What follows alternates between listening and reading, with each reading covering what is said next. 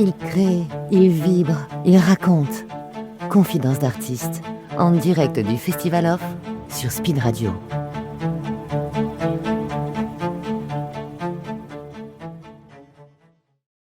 Bonjour, nous sommes toujours en direct sur le bateau Le Chardonnay avec Speed Radio. Je suis en présence de Isabelle Le Faucheur qui va nous parler de son stand-up J'espère que tu vas bien et de son manager Philippe. Bonjour, comment vous allez ? Bonjour, très bien. Oui. Très bien. Comment se passe ? Mais moi, je vais très très bien tous les jours. Grand sourire, je vois que vous avez le sourire aussi. Comment se passe un peu ce festival d'Avignon ? Ces 6 premiers jours se passent plutôt bien. Grande découverte parce que premier festival. C'est un premier festival ? Ouais. Ah, alors je vous le dis, il joue à la Maison Racine à 16h40 tous les après-midi, sauf le lundi. Exactement. Est-ce que j'ai le droit d'avoir un petit pitch du spectacle ? De quoi ça parle ? J'espère que tu vas bien. J'espère que tu vas bien. Ça part d'une phrase qu'on dit souvent, le j'espère que tu vas bien en début de message, de mail ou machin. Mais qui attend pas forcément une réponse. C'est pour ça qu'il s'appelle comme ça. Parce que j'aurais préféré qu'on me demande comment ça va quand ça allait pas. Parce que ça a été le point de départ de l'écriture en fait du spectacle. Ça a été le départ de l'écriture d'un grand carnet à secret d'adulte pour vider mon sac quand j'allais pas bien. Un peu comme un journal intime. Voilà, c'est ça. Et puis petit à petit, en fait, ne sachant pas quelle forme ça allait prendre, je me suis rendu compte qu'en faisant des blagues, c'était une belle manière de transmettre, de partager ce que j'avais traversé au niveau de la santé mentale et aussi du coup de raconter plein d'autres choses sur la vie. Donc voilà, c'est un peu le point de départ du spectacle. Ça a pris des formes de blagues et je me suis rendu compte que c'était le médium parfait pour venir un peu décompresser les choses, le partager, puis rire ensemble de ce que j'avais vécu et des autres anecdotes qu'il y a dans l'histoire. Du coup, tu invites un peu le public à rentrer dans ta vie de ce point de départ, mais oui, aussi de... parce que c'est un spectacle qui est très personnel, qui plonge le spectateur dans des situations très intimes, très, très, très personnelles, mais qui va faire écho chez eux parce qu'on a tous des frères et sœurs, plus ou moins, on a tous des parents, on a des enfants, on a vécu plein de choses en commun. Enfin, en fait, voilà, ça parle de ça, de ce qu'est être une femme aussi sur un chantier dans le milieu du bâtiment, qui était mon ancien métier. Oh, tu faisais quoi ? J'étais architecte. Ok. Voilà, donc c'est une histoire très personnelle, mais je crois les gens s'y retrouvent. Je regarde Philippe en disant, mais je crois que les gens s'y retrouvent beaucoup. Philippe nous dit que ça allait. Je m'excuse auprès de tous les auditeurs qui nous ont entendu pitcher dans les rues d'Avignon, parce que là, elle le pitch extrêmement bien. C'est exactement ça. C'est exactement le spectacle que je vois moi. J'ai dû voir à peu près une 60aine de fois et je ne me lasse pas. Ce qu'elle ne peut pas vous dire, parce que c'est une personne qui a une grande humilité. C'est un spectacle extrêmement bien écrit. C'est un premier spectacle extrêmement mature. Et je vois... moi, je m'occupe d'un théâtre à Paris qui s'appelle le Théâtre La Boussole. Et on a l'habitude de voir quand même pas mal de spectacles. Et on s'était juré qu'on ne produirait pas de seul en scène. Et là, on a eu un coup de cœur immédiat. Parce qu'il y a rarement des spectacles de seul en scène qui ont une telle narration et qui sont capables d'être à la fois très authentiques. Il n'y a aucune posture, généralement, chez Isabelle, dans son écriture. Ça vous touche généralement droit au cœur. Et c'est très personnel. Et ça parle à beaucoup de monde. C'est-à-dire qu'on a des gens qui sortent de la salle complètement touchés, en empathie complète avec Isabelle, qui ont passé un très bon moment parce qu'il n'y a pas de pathos du tout dans son écriture. Donc voilà, elle en parle très bien. Et, oui. Et je suis content. Et donc, parfois, on cherche les mots quand on est en train de tracter dans la rue pour essayer de toucher les gens en quelques secondes. Et je suis content que vous nous permettiez d'en parler un peu plus parce que c'est un spectacle qui mérite quand même un peu plus de temps pour savoir de quoi ça parle. Voilà. Mais on prend ce temps-là et j'espère que ça va toucher les gens qui nous écoutent. Là, vous avez dit que c'est des sujets qui touchent les gens. Donc, il y a un peu des sujets, on va dire, généraux avec la place de la femme à un tel endroit ou de famille. Est-ce qu'on peut avoir un peu Quels sont les thèmes que tu abordes, toi ? J'ai l'impression que tous les thèmes sont liés à un truc, c'est comment à 40 ans, quand on a la sensation d'avoir coché toutes les cases, on réalise qu'en fait... il y a un truc qui va pas, ou il y a un truc qui manque, et voilà. Et moi, le truc qui me manquait, c'était de remonter sur scène. C'était vraiment ça. C'était vraiment le truc qui me faisait le plus vibrer. Donc, c'est aussi pour ça que j'ai plaisir à défendre ce spectacle-là, et puis à remonter sur scène. Les thèmes, ça commence par la santé mentale aussi. Voilà, c'est des sujets qu'on aborde de plus en plus quand même, je trouve maintenant, que ce soit à la télé, au théâtre ou ailleurs, parce que c'est vraiment le point de départ de mon écriture. Ensuite, Ensuite, je parle comment devenir l'enfant préféré de ses parents. Voilà, si vous voulez des tips. Je suis d'une famille de 4 enfants. Effectivement. Et donc voilà, il y a comme dans toutes les familles un esprit de compétition. On n'ose pas l'avouer, mais parfois on fait quand même des trucs où on est content de se sentir l'enfant préféré. Je parle de ça, je parle de ma famille, de mon mari, de mes enfants, du métier d'architecte que j'ai fait pendant 15 ans, où je me suis retrouvée effectivement entourée de beaucoup d'hommes, avec quelques anecdotes notamment là-dessus. On peut en avoir une là, comme ça on garde par ce exemple, sujet-là. par exemple, comme je suis une femme, on me demande souvent, quand je dis que je suis architecte, on me demande souvent si je suis architecte d'intérieur ou d'extérieur. Voilà, on me dit souvent, mais t'es architecte d'intérieur. Et je suis là, je vois que les hommes sont un peu insistants parce qu'un peu méprisants. Et donc, on me dit souvent intérieur ou extérieur. Et je réponds, oui, c'est ça, Jean-Marc. Intérieur, extérieur, comme tes hémorroïdes. Voilà. Allez. J'espère que tu dis ça dans le spectacle. Bien sûr. Voilà. J'aime beaucoup.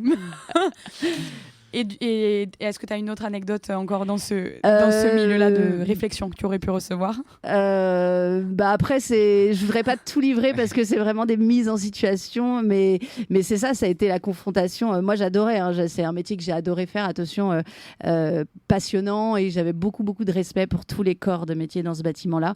Mais c'est vrai qu'il y a eu des situations un peu ubuesque, où tu te retrouves avec une grosse virilité en face de toi, des blagues très en dessous de la ceinture, et donc je surfe un petit peu là-dessus dans le spectacle, mais je vais pas te livrer d'autres blagues parce que non, mais déjà on en a une très bonne. Je suis en train des fois de me demander comment je vais rebondir là-dessus. Mais c'est hyper intéressant d'aller là-dedans, et surtout dans ce milieu-là. Tu parlais au passé, est-ce que c'est tu ne fais plus du tout architecte? Non, je suis plus du tout architecte. J'ai quitté mon métier là il y a officiellement 4-5 ans. Et est-ce que c'est une de ces raisons-là qui a fait que tu as quitté ce métier? Alors moi je voulais être sur scène dès mes 18 ans. C'était pas le chemin ambitionné par la famille, donc je suis partie faire quand même quelque chose dans l'art parce que voilà, ça avait l'air super. Franchement j'ai passé des super études, j'ai adoré ces études-là, j'ai adoré ce métier-là. C'est plein d'humains, ça demande de faire de se réguler sur plein de choses aussi.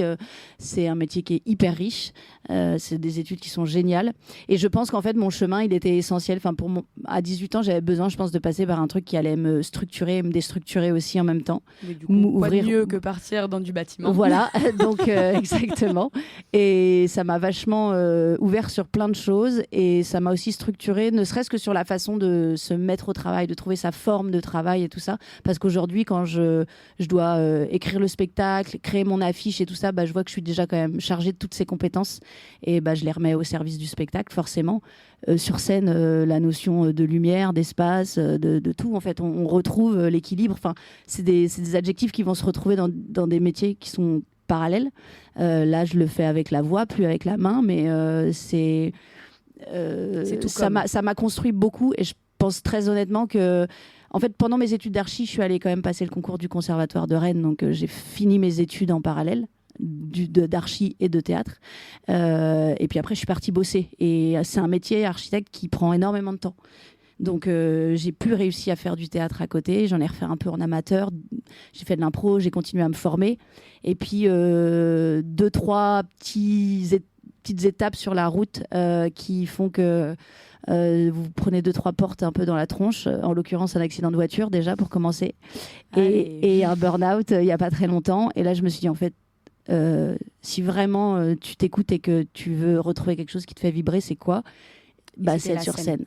Voilà. Et du coup, là, tu viens un peu de nous livrer les points de départ. Donc, c'est l'accident et Ouais, ça a été plusieurs choses. Ouais, j'ai mis du temps à comprendre que... Parce que quand on est bien dans un métier et que tout va bien, on a du mal à voir qu'il y a peut-être quelque chose qui bloque. Je sais pas, la vie, l'univers t'envoie des messages. C'est ce que je dis aussi un peu dans le spectacle. Mais voilà, en tout cas, j'ai eu besoin de ce chemin-là. Mais je suis très contente aujourd'hui d'avoir à la fois le parcours d'archi et d'arriver aujourd'hui sur scène à nouveau. Mais c'est beau parce qu'en plus, souvent on dit que écrire est aussi une forme de thérapie. Merci, j'avais pas le mot. Une forme de thérapie, et d'avoir ce métier-là de structure. J'ai envie de te poser la question, comment ton processus de création, d'écriture, qui est un peu entre le journal intime et aussi une manière de se guérir, comment tu as affronté cette écriture-là? Est-ce que c'était tous les jours? Est-ce que c'était dès que tu avais besoin, que tu sentais que ça craquait? Est-ce que c'est le moment où tu écrivais? Il y a eu des grands moments de logorée où j'ouvrais mon ordi et je vidais mon sac. Au début, il n'y avait pas vraiment de blagues. C'était plus des questions à moi que je me posais. Pourquoi ça? Pourquoi je ne comprends pas ça? Etc. etc. Et en parallèle, j'ai commencé à faire un travail aussi sur moi, puisque je me suis fait accompagner à ce moment-là, parce que j'en avais besoin, psychologiquement aussi. Essayer de comprendre pourquoi je réagissais pas ou telle façon face à des événements. Donc, tous les déplacements intérieurs que moi, je percevais comme très déstabilisants, j'ai essayé d'écrire tout ça.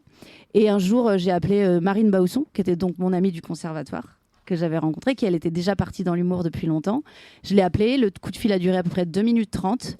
Et je lui ai dit, écoute, j'ai des trucs à écrire, je sais pas quoi en faire. Elle m'a dit, ah bah cool, bah écoute, je reviens jouer à Rennes dans quelques mois, viens faire ma première partie. Et je lui dis, mais Marine, c'est pas du tout des blagues que j'ai écrites encore. Elle me dit, mais c'est pas grave, fais des masterclass, écris, achète des bouquins. Je dis, ok, j'ai raccroché, j'ai fait, bon. Et à ce moment-là, elle savait pas que j'étais vraiment au fond du trou, mais ça a été un peu ma bouée de secours.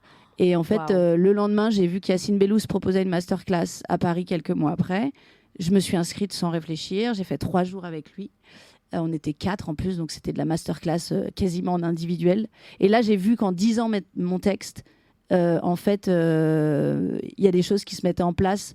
Effectivement, j'ai acheté 2-3 bouquins et il y a des trucs qui se sont mis... tu sais, au moment où tu vas t'allonger la nuit pour dormir, toutes les blagues sont arrivées comme ça d'un coup. Le premier sketch à moitié. Je les ai testés avec Yacine sur son stage, qui n'était pas là pour juger nos blagues ou nos thèmes, mais qui était là pour nous expliquer ce que c'était que le stand-up, ce que ça nécessitait par rapport à un théâtre classique en termes d'attitude. Il a été d'une grande générosité, franchement, merci à lui, parce que il a tout donné, ce qu'il pouvait nous donner comme info, comme conseil, sachant qu'on était à des niveaux différents, si tu veux, d'investissement, enfin de progression, en fait, de stade d'écriture. Mais il a eu cette générosité en se disant, de toute façon, ce que vous entendez là, peut-être ça vous percute pas maintenant, mais ça vous percutera plus tard. Donc je suis repartie de ce stage avec encore plein de clés dans les mains. Et j'ai fait mes premiers comédie clubs à Nantes, le premier 5 minutes et ainsi de suite. Et du coup, sur ce spectacle, sur tout le début, exactement, sur la santé mentale. Et ça fait combien de temps, du coup, que tu es... La première fois que j'ai mis un pied dans un comédie club à Nantes, c'était en janvier 2022. Ok, donc tu es avec ce spectacle qui est en train de maturer en janvier 2022. Donc 2022, premier comédie club. Juillet 2023, premier spectacle au Bacchus à Rennes, première date. Et voilà. Et depuis, Marine, elle me suit, elle m'accompagne. Elle est donc officiellement maintenant ma metteuse en scène. Je suis très heureuse parce qu'elle me connaît super bien et que du coup, elle sait où est-ce qu'elle peut me pousser. Elle connaît la comédienne que je suis et du coup, c'est hyper efficace. Et puis, on a un rapport de travail qui est très honnête. Elle me dit des trucs, parfois, moi, je le sens pas. Enfin, on a cette liberté de ton qui me fait du coup avancer très vite et qui est très honnête, très sincère et bienveillant. Et donc, je me sens très bien entourée. Et du coup, Philippe, qui est en face de moi, pareil, tu étais déjà sur les débuts du projet en 2022. Comment ça s'est passé, votre rencontre ? Non, je rencontre Isabelle en 2024 sur un plateau. Et je la trouve brillante. Chez nous, un plateau qui a lieu chez nous. Un peu par hasard, je ne faisais pas toutes les représentations et je me retrouve... dans sa salle le jour où elle fait sa première chez nous. Chez nous, c'est au Théâtre La Boussole. Ok, au Théâtre de la Boussole, tu jouais là-bas. Et, à Paris. Et je la trouve brillante. Je la trouve géniale. Enfin, je ne vais pas la gêner devant, mais très, très belle interprétation, une très bonne écriture. On n'avait pas forcément l'habitude de voir ce niveau-là. Et quand j'ai su qu'elle faisait ça qu'elle débutait, ça m'a un peu scié. Donc, j'avoue que j'étais assez admiratif, sachant qu'à l'époque, elle continuait à travailler encore, donc elle n'était pas à plein temps encore sur cet exercice, sur l'écriture de son spectacle. Et elle nous a fait l'honneur de venir jouer chez nous une fois par mois à partir de septembre 2024. Et donc j'ai vu le spectacle évoluer. Et donc ça fait 2 ans qu'elle joue chez nous. Et on va repartir sur une 3e saison l'année prochaine. Et voilà. Et en fait, au bout d'un an, on a essayé de la produire. Et on a essayé ensemble de continuer le chemin parce que ça se passait très bien et on était contents. Et comme je t'ai dit tout à l'heure, nous on avait dit qu'on ne voulait pas du tout produire de seul en scène parce qu'on n'avait pas le temps. On produit quand même pas mal de pièces de théâtre et on a dit qu'en fait ça valait le coup, qu'on allait prendre ce temps-là. Et partir à l'aventure. Exactement. Je voulais juste rajouter un truc parce que hier, en tractant, je suis tombé sur un programmateur qui se reconnaîtra peut-être. Je pitch le spectacle et il me dit me regarde avec un air un peu condescendant et il me dit encore un spectacle pour parler de soi, quoi. Encore une artiste qui parle d'elle sur scène et qui fait sa thérapie. C'est le mot que tu utilisais tout à l'heure. Et j'étais obligé, c'est-à-dire que ça m'a scié parce que je me dis mais en fait c'est pas du tout ça, ce spectacle. C'est-à-dire qu'effectivement ça parle d'elle, effectivement c'est très personnel. Je pense que toutes les œuvres, de toute façon, pour qu'elles soient bonnes, parlent de soi. Il y a une part de la patte de l'artiste. Vous avez une manière de le détourner, vous le mettez derrière des personnages, tout ça, mais généralement, pour qu'une œuvre soit bonne, il faut quand même parler de soi. C'est ce que fait Isabelle, elle a essayé de le faire frontalement. C'est-à-dire que concrètement, son spectacle, les situations sont totalement authentiques. Ça paraît dingue quand vous voyez le spectacle, mais parfois c'est totalement authentique. Je pense que tu disais 95% du spectacle est totalement vrai. Je vous laisserai découvrir les 5% qui ne sont pas vrais. Mais en fait, concrètement, les gens ne se disent pas... Les gens qui sortent de la salle et qui ont vu le spectacle ne se disent pas « Ah voilà, on a assisté à sa thérapie, ça a dû lui faire du bien ». Non, les gens sortent en se disant « C'est exactement des situations qu'on a vécues nous. C'est tellement bien décrit, c'est tellement bien livré qu'en fait, du coup, on sent qu'il n'y a pas de posture du tout chez Isabelle. Donc il y a un truc qui est totalement authentique et qui nous rapproche d'elle. Directement. Exactement, qui nous rapproche d'elle, mais qui nous rapproche de nous aussi. Elle a une anecdote à la fin sur les étoiles qui est extrêmement parlante, qui moi m'avait fait, la première fois que j'avais vu le spectacle, qui m'avait parlé immédiatement, que j'avais trouvé totalement brillante. Comme une étoile, on peut la voir un peu. On a vraiment on fait des jeux de mots dans cette émission. Oui. On adore ça. Mais du coup, voilà. Je pense que c'est un spectacle qui parle vraiment à tout le monde et qui est extrêmement sincère. Voilà. D'accord. Donc une rencontre quand même qui est assez récente et tu décides là de suivre le projet. Je décide de tracter 12 heures par jour. Pour ce spectacle. Il part à 23h30, mettre des affiches jusqu'à 3h30 du matin, seul. Je le fais avec plaisir parce que je trouve que c'est un spectacle qui mérite ça. Voilà. Mais je trouve ça super beau d'avoir en tout cas une personne qui soutient autant. Qui a eu l'idée de venir faire ce premier festival d'Avignon ? Philippe, c'est toi ? Non, c'est le directeur de production Pierre Théron qui voulait faire un premier Avignon. Et on a tous été emballés. Et donc voilà, ça paraissait évident et naturel de l'emmener à Avignon sur cette première année. Et voilà. Et on est très très contents de le faire parce que ça se passe très bien. Mais c'est que ce qu'on peut souhaiter. J'avais une petite question pour toi, Isabelle. C'est ton premier stand-up, ton premier Avignon. Oui. Mais est-ce que tu as été aussi dans le monde du théâtre avant de découvrir le stand-up, qui est une forme de jeu complètement différente ? Ouais. Donc, tu as fait Archi. Ouais, j'ai fait Archi, j'ai surtout fait le conservatoire de théâtre de Rennes, donc j'ai eu une formation très classique en fait, où on était à la table à décortiquer les Alexandrins et à parler de Stanislavski. Et voilà, et après j'ai fait des stages, je suis allée chez Blanche Salan faire 2 fois un stage, j'ai fait un stage aussi de masque neutre chez Jacques Lecoq. En fait, je me suis nourrie de d'autres pratiques, mais parce que en fait j'ai besoin d'apprendre, j'ai besoin de me charger de plein de choses. J'ai lu beaucoup de choses. Et puis j'ai fait un mock de mise en scène et d'écriture théâtrale aussi avec l'Académie Charles Dulin pendant le Covid, là, parce qu'il fallait que je me nourrisse aussi. Donc, j'ai toujours besoin de me remettre en jeu, en fait, de compléter ma formation initiale. Je suis passionnée d'apprendre, en fait.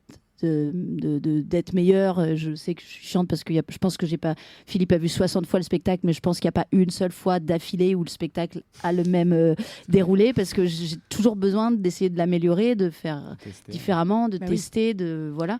C'est du spectacle vivant. Ouais, c'est ça. Donc oui, la forme en fait, elle était toute nouvelle et c'est pour ça, tu vois, tout à l'heure j'ai dit à des dames en tractant, je dis, c'est vrai que le mot stand-up là, quand on pitch au milieu du festival, on entend souvent que c'est du stand-up, et les gens ont une vision de ce qu'ils voient sur les réseaux ou parfois à la télé, tout ça. Et je dis attention, moi c'est vraiment une forme que j'ai choisie, non pas pour rentrer en surcommunication tout le temps avec vous, mais parce que pour moi c'est vraiment la forme où je peux être le plus authentique, c'est-à-dire vraiment il n'y a pas de filtre.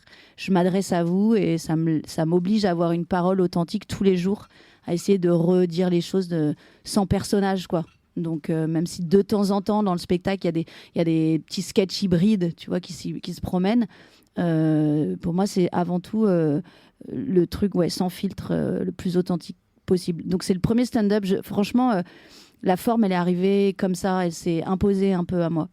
Et c'était naturel pour toi de partir là-dedans, comment, en étant comédienne et avoir vu des Alexandrins, de jouer dans une troupe ou tout ça, quel est le plaisir que tu as de jouer dans un stand-up ? qui est vraiment encore, je le rappelle, Je pense que le plaisir, c'est le plaisir de l'enfance, d'avoir admiré des artistes en scène, tu vois, que j'ai regardé en boucle. Mais maintenant, livrer à la fois une histoire qui est très personnelle, qui est pas, enfin, tu vois, qui m'a touchée, qui m'a bousculée, avec mon texte. Ça, c'était très dur au début de me dire, en fait, j'ai le droit d'écrire avec mes mots. Ça peut être bien écrit, même. Enfin voilà, j'ai vraiment dû faire un travail sur moi. Et encore, parfois, je le dis à Philippe, je dis mais pourquoi les gens vont venir voir ça et c'est trop gnagné, c'est trop machin, c'est trop. Mais bon, Philippe est vraiment pas d'accord. Bah non, mais ça fait partie du personnage. Ça fait partie du personnage que vous voyez sur scène. C'est-à-dire qu'elle est vraiment comme elle est sur scène. Donc en fait, le personnage que vous voyez qui remet en cause, qui doute, c'est le personnage qui est vraiment Isabelle. Oui, elle joue pas un autre personnage. Non. Elle joue Isabelle Le Faucheur, qui, je le rappelle, joue à la Maison Racine tous les jours à 16h40, mais pas les lundis. Exactement. Mais voilà, moi j'adore être en troupe sur scène. J'adore l'esprit de troupe, j'adore donner la réplique à quelqu'un et voir dans ses yeux que derrière il y a un copain, une copine et tout ça. Et c'est aussi pour ça que j'ai accepté, qu'on s'est bien entendu. Je pense qu'avec Philippe, quand ils m'ont proposé de produire, c'est qu'en fait je leur ai dit, moi j'ai aucun plaisir, j'ai du plaisir à être seule sur scène, mais j'ai aucun plaisir à kiffer ces moments-là toute seule. J'ai vraiment envie que le spectacle progresse et de monter s'il faut qu'on monte, mais je veux vraiment le faire en équipe. Je veux vraiment partager ça. En fait, je n'ai aucun plaisir à exploser ou à réussir juste avec ma tête. Je veux que le chemin il soit joyeux, je veux que ça se fasse avec des gens humains, que ce soit cool, mais parce que c'est aussi ça ma formation de base et que j'ai vraiment de la joie à le faire là. Philippe disait qu'il m'a vu la première fois sur scène. Non, la première fois, on a parlé 10 minutes de surf et je lui ai dit j'aimerais bien venir jouer mon spectacle à Paris. Et c'est comme ça que ça s'est passé. Et c'était tellement simple et évident. Et c'est vrai que je travaille avec Marine quand elle est sur Paris. Parfois, il m'arrive de profiter de ma date à Paris pour travailler en plateau le lendemain. Et c'est Philippe qui a ce regard aussi sur le travail. Et ça match tout le temps, en fait. C'est sincère, c'est honnête. Donc, il y a un peu une évidence. Et j'ai de la chance parce que je pense que les rencontres dans ce métier-là, elles sont pas tous les jours, quoi. Donc, voilà. Merci. Et elle vous dit ça après une semaine de cohabitation dans une maison sans cloison. Où il ne fait que la vaisselle et absolument pas la nourriture. C'est vraiment ça, un combat, c'est un vrai combat. C'est un combat. Avignon est une réelle rencontre. Et avant de finir sur notre rencontre aujourd'hui, j'avais une petite question parce que sur l'affiche, donc on voit que Isabelle, tu portes un pantalon violet. Oui. Vous êtes venue et je vous ai en face de moi avec des hauts violets et tu as même les vernis, les ongles vernis violets. Ainsi que la bague. Pourquoi le violet ? Écoute, quand on est parti faire les photos avec mes amis sur la place, et donc c'est sur les plages d'Erdeven en Bretagne, j'ai une amie qui m'accompagne là-dessus sur toute la DA du spectacle et qui est très, très couleur et qui m'a beaucoup transmis là-dessus l'importance des couleurs dans la vie, ce que ça dégageait. On s'habille tous en noir, mais en fait, non, c'est bien de mettre des couleurs. Et le violet, c'est quand même beaucoup la couleur de la spiritualité pour moi, au sens très large. C'est une couleur pour laquelle je n'avais pas forcément d'affection il y a quelques années. J'ai quand même appelé ma fille Violette, je précise. Il y a un petit truc. Voilà, c'est ancré dans la tête, le violet. Le violet est arrivé vraiment après, en fait. C'est très marrant, mais c'est arrivé vraiment... Elle s'appelait déjà Violette. Elle s'appelait Violette, elle a 13 ans, mais le violet est arrivé vraiment il y a que quelques années.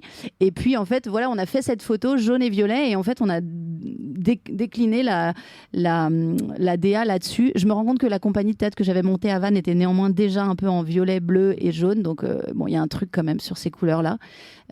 C'est lumineux, ça fait du bien. Et si vous venez avec une touche violette et jaune au spectacle, vous avez un tarif réduit, on ne l'a pas dit, mais comme c'est la DA du spectacle, si vous bougez un peu, vous avez un tarif réduit. Ce que j'aime beaucoup, c'est que vous réfléchissez dans les détails. Donc, au-delà de si vous arrivez en étant violet et jaune, vous avez un tarif réduit pour le spectacle et qui vont jusqu'à la couleur. Mais il y a un autre truc que j'ai remarqué sur votre tract et ce que j'aime beaucoup, c'est le premier tract que je vois comme ça, c'est une carte postale à l'arrière du tract. Quelques mots juste pour parler de ce choix-là. Aussi avec la phrase j'espère que tu vas bien. J'espère que tu vas bien parce que j'espère que tu vas bien. C'est le début d'une phrase de texto, de mail ou de carte postale. On a repitché le spectacle pour Avignon en s'adressant directement en fait à la première personne, à tu viens machin tout ça. Et en fait, ce qui a découlé évidemment, c'est de faire une carte postale, écrire un petit mot rapide, viens voir à Avignon, on se déplace, on garde une place. Ça a été dur de pitcher en quelques mots et de raccourcir. Mais ça paraissait cohérent avec la suite de l'adresse, en fait, à qui on s'adresse et qui je suis. Et ça marche bien, je pense. Ouais, ça nous semble être la forme la plus naturelle, celle qui correspondait le plus au spectacle d'Isabelle. C'était un truc où on s'adresse directement à la personne sans passer. Exactement. Et comme vous le dites si bien à la fin, PSA, et au fait, toi, comment tu vas ? Merci en tout cas pour cette rencontre et de partager ce moment avec vous. Je rappelle, Isabelle Le Faucheur joue bien J'espère que tu vas bien tous les jours à 16h40 au théâtre Maison Racine avec les relâches le lundi. Je vous souhaite encore un bon festival d'Avignon pour ce premier. Bienvenue à Avignon. Merci. Et puis, merde. On prend. Merci beaucoup. Au revoir.